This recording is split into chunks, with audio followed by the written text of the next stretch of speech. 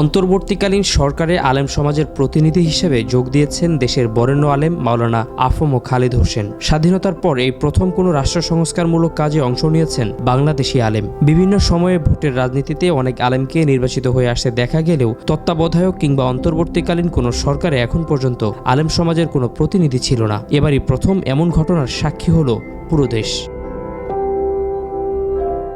অন্তর্বর্তীকালীন সরকারের নতুন এই উপদেষ্টা বাংলাদেশের ইসলামী ঘরানার বিভিন্ন সেক্টরে সমানভাবে সমাদৃত। অর্জন করেছেন কওমি ও জেনারেল উভয় পাঠ্যক্রমের শিক্ষা। চট্টগ্রামের প্রসিদ্ধ ইসলামী বিদ্যাপীঠ, পটিয়া মাদ্রাসা ও চট্টগ্রাম বিশ্ববিদ্যালয় থেকে শিক্ষা লাভ করেছেন তিনি। এছাড়া নিয়মিত জাতীয় পত্রিকাগুলোতে ইসলামিক ও সামাজিক নানা বিষয় নিয়ে কলাম লিখেছেন তিনি। অন্যদিকে মানুষের আত্মশুদ্ধির লক্ষ্যে দেশের বিভিন্ন প্রান্তে ইসলামের সুমহান বাণী পৌঁছে দিতেও কাজ করেছেন দীর্ঘদিন।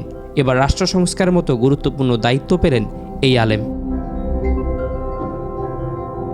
অন্তর্বর্তীকালীন সরকারে জায়গা করে নেয়া এই আলেম 1959 সালের 2 ফেব্রুয়ারি চট্টগ্রামের সাতকাইনিয়া উপজেলায় জন্মগ্রহণ করেন। তার পুরো নাম আবুল ফয়েজ মোহাম্মদ খালিদ হোসেন, তবে ডক্টর আফম খালিদ হোসেন নামে অধিক পরিচিত।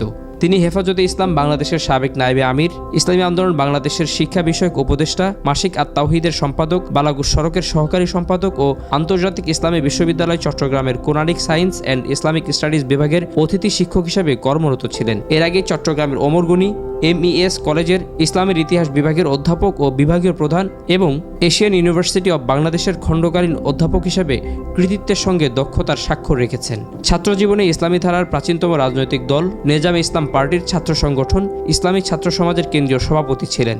বিশ্ব মুসলিম লীগের মুখপাত্র the world Muslim League journal সহ বিভিন্ন সাময়িকীতে তার 2 শতাধিক গবেষণাধর্মী প্রবন্ধ প্রকাশিত হয়েছে।